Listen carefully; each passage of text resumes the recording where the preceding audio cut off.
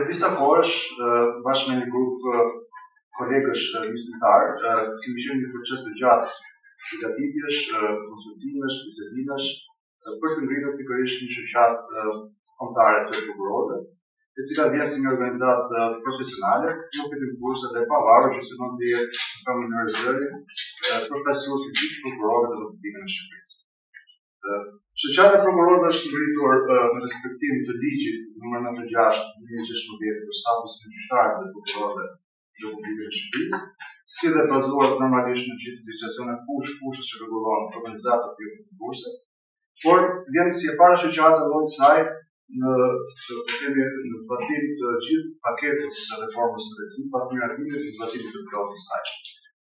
Në mungesë të një shoqate aktive prokurorësh deri tani, kjo shoqatë vjen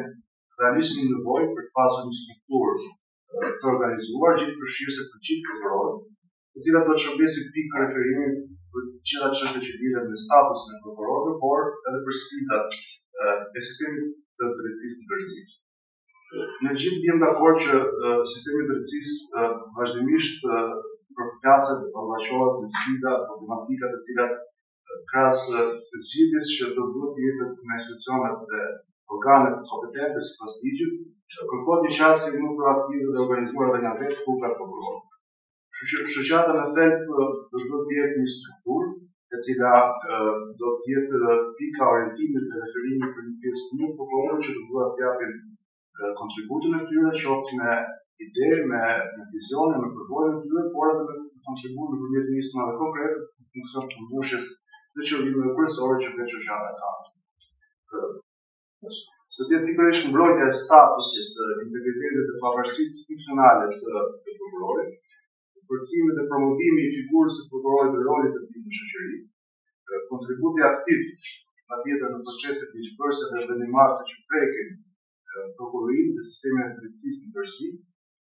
zhvillimi profesional i prokurorëve, pra aq sa shoqata do të ketë që kontribuojë në këtë aspekt, si dhe nxitja e bashkëpunimit me institucionet, media, shoqërinë civile dhe faktorë aktorë të tjerë, në funksion të mirë koordinimit dhe një bashkëpunimi